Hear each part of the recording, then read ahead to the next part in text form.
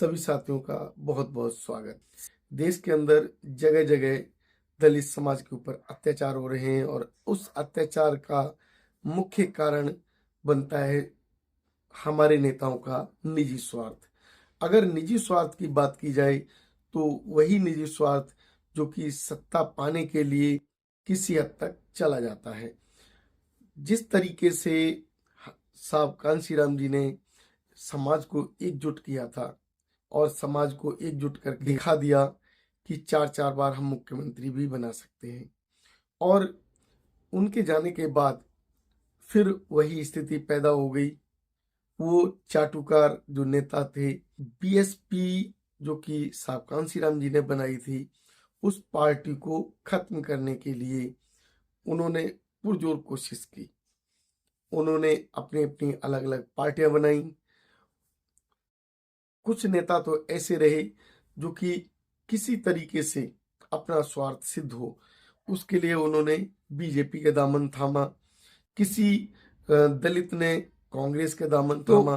कहने का मतलब है कि किसी भी तरीके से जो चाटुकारिता है वो कम नहीं होनी चाहिए। ये हमारे समाज के उन नेताओं की मैं चर्चा कर रहा हूँ जो नेता केवल स्वार्थ की बात करते हैं। साहब कांशीराम जी ने एक लेख लिखा था, उसमें उनका एक वक्तव्य था कि अ, कीड़े अनाज को और चमचे समाज को बर्बाद कर देते हैं। तो उन्होंने अगली लाइन लिखी थी, हमें अनाज को कीड़ों से बचाना चाहिए और समाज को चमचों से। लेकिन चमचागिरी जो करने वाले नेता हैं, चमचागिरी करने वाले लोग हैं, वो कहीं भी कोई मौका नहीं छोड़ते। अब बात की जाए मौके की, तो आज के समय जब देखा जा रहा है कि हमारी बहुजनों की सत्ता उत्तर प्रदेश में जाने के बाद लगभग लगभग 15 साल का समय बीत गया, और 15 साल के बाद भी हम अपने आप को एकजुट नहीं कर पा रहे। हम अपने अपने स्वार्थ के लिए कहीं पार्टियां बना रहे हैं, कहीं दूसरी पार्टी में जा रहे हैं। वो अपनी पार्टी में क्यों नहीं लौट कर आ रहे? सोचिए, हमारे देश के अंदर जो आज की राजनीति है, अगर देखी जाए तो चाटुकारिता की राजनीति है। अम, हमारे देश के अगर बहुजन समाज को देखा जाए तो बहुजन समाज आज भी गरीब है और पहले भी गरीब था। जो आज़ादी के बाद अगर किसी ने फायदा उठाया तो उस फायदे को उठाने वाला वो ब्राह्मण, बनिया और क्षत्रिय वर्ग, जो कि अंग्रेजों की चाटुकारिता करता था और उसका लाभ उसको मिला। इसी तरीके से आज जो है, जो दलित नेता हैं, वो दूसरी पार्टी के नेताओं की चाटुकारिता करते हैं, उसका लाभ वो ले रहे हैं। लेकिन समाज कहाँ जाए? समाज आज भी गरीब है, और अगर यही स्थिति रही तो आगे भी गरीब रहेगा। तो हमारे देश के अंदर अगर कोई सत्ता ला सकता है, हमारे देश के अंदर अगर कोई मुक्ति दिला सकता है, तो वो मुक्ति और सत्ता केवल और केवल बहुजन समाज के माध्यम से मिल सकती है। बहुजन समाज पार्टी के माध्यम से मिल सकती है। 4 बार मुख्यमंत्री बनने के बाद बहन जी ने जो काम किए और साहब कांशीराम जी के दिशा निर्देशों के अनुसार उन्होंने जो सर्व समाज के लिए काम किए, वो सर्व समाज आज जो है उसका जीता जागता उदाहरण देखने को मिलता है। वो हॉस्पिटल जिसमें सर्व समाज का व्यक्ति हॉस्पिटल के अंदर जाता है, वो यूनिवर्सिटी जिसके अंदर सर्व समाज के बच्चे शिक्षा लेने के लिए जाते हैं। बहुजन समाज पार्टी की जब सरकार बनी थी तो लगभग लगभग 23 लाख सरकारी नौकरियों का लाभ मिला था। उस लाभ को सर्व समाज को प्राप्त हुआ था। आज जो देश की सत्ता है वो तोड़ने की राजनीति चलाई जा रही है। हम हक अधिकार पा सकते हैं तो हुक्मरान बनकर। तो हमारे देश के अंदर आज जो राजनीति चल रही है, राजनीति की जा रही है, वो एक चाटुकारिता की राजनीति।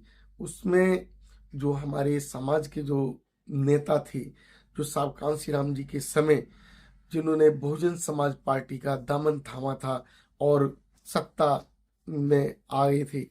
लेकिन जैसे जैसे समय बीता, उन्होंने अपने लालच को बरकरार रखते हुए या तो पार्टी बना ली, या जो है कांग्रेस में चले गए, या भारतीय जनता पार्टी में चले गए।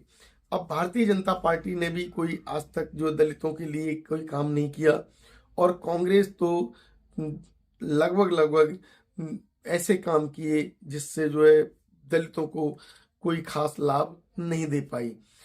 अब बात की जाए हमारे उत्तर प्रदेश की। उत्तर प्रदेश के अंदर बहन मायावती जी ने जब सत्ता संभाली, साहब कांसी राम जी के दिशा निर्देशों के अनुसार अनेकों ऐसे काम हुए जिसमें सर्व समाज को लाभ मिला, सर्व समाज की राजनीति उसमें चमकी। लेकिन आज जो दलित समाज है वो बहका हुआ है।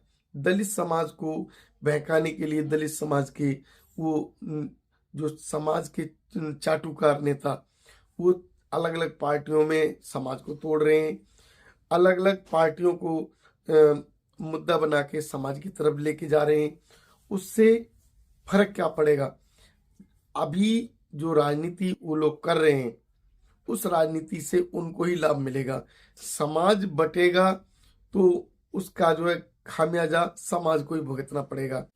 जिस तरीके से बहुजन समाज पार्टी की सरकार बनी थी, उसका लाभ मिला था।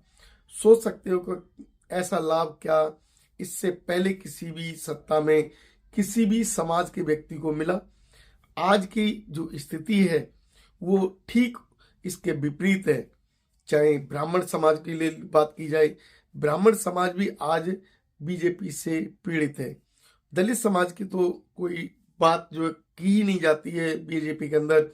अब जो सत्ता की बात की जाए, तो सत्ता को किस तरीके से बीजेपी बरकरार रखे, उसके लिए नए नए पैतरे चलाती है, नए नए सोच लेके आती है। उसी सोच का परिणाम निकला कि जो बहुजन समाज है, बहुजन समाज की वर्तमान सरकार के माध्यम से, आरएसएस के माध्यम से समाज को बांटने का काम किया गया। उस समाज के जो लालची नेता थे, उन नेताओं को अलग अलग पार्टियां बनवा दी। उन नेताओं के माध्यम से जो समाज को तोड़ा गया, उन्हें उन नेताओं को लालच दिया गया, और उसके आधार पर वो आज भी काम कर रहे हैं। तो हमारे देश का जो दलित है, वो दलित तो दलित ही रह जाएगा। अगर 2027 में हमारी किसी तरीके से सत्ता वापसी नहीं आती है, तो शायद फिर कभी वो सत्ता की उम्मीद ना करें। क्योंकि अभी जो एकजुटता का भाव बीएसपी के अंदर है, जो कहें कि जो 50+ के लोग हैं, वो आज भी बीएसपी के उस मिशन को, बीएसपी के उस क्रियाशैली को समझते हैं। लेकिन जो युवा है, युवा को तोड़ने का जो काम किया जा रहा है, युवा को बहकाने का काम किया जा रहा है, युवा के अंदर ऐसे जो भाव भरे जा रहे हैं जिससे वो भटक जाए। कहने को कहा जा रहा है कि हम 2027 में अपना मुख्यमंत्री देंगे। अब मंचों से बड़ी बड़ी बातें की जाती हैं, क्या बातों से बतासे फूटते हैं। अगर सोचा जाए तो जिस तरीके से अलग अलग मंच सजाए जाते हैं बहुजन समाज के, उससे सरकार को मजबूती मिलती है और आरएसएस को मजबूती मिलती है। तो अगर हम इसी तरीके से बटे रहेंगे, तो शायद आने वाला समय भी हमारा जो है वो नहीं होगा। आज जो साहब कांसी राम जी की जो सोच थी, वो सोच दोबारा से विचार करने की जरूरत है।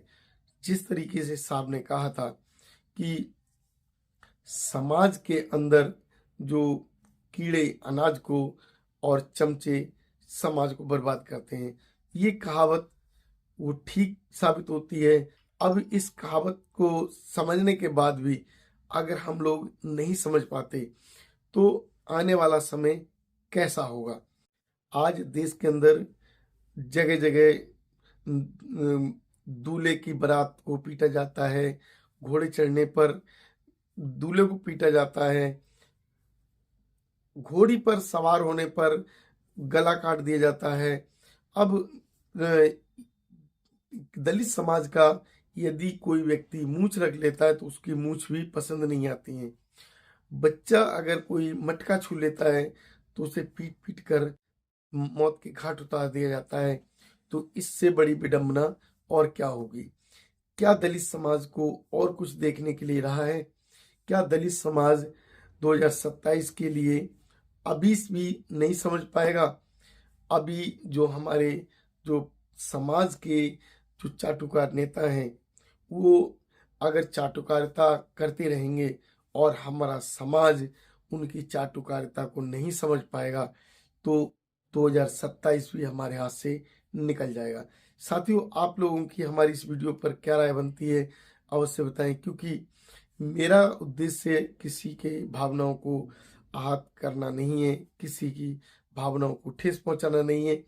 मेरा उद्देश्य समाज को केवल वो साहब कांसी राम जी की बातों को याद दिलाना है जो साहब ने कहा था।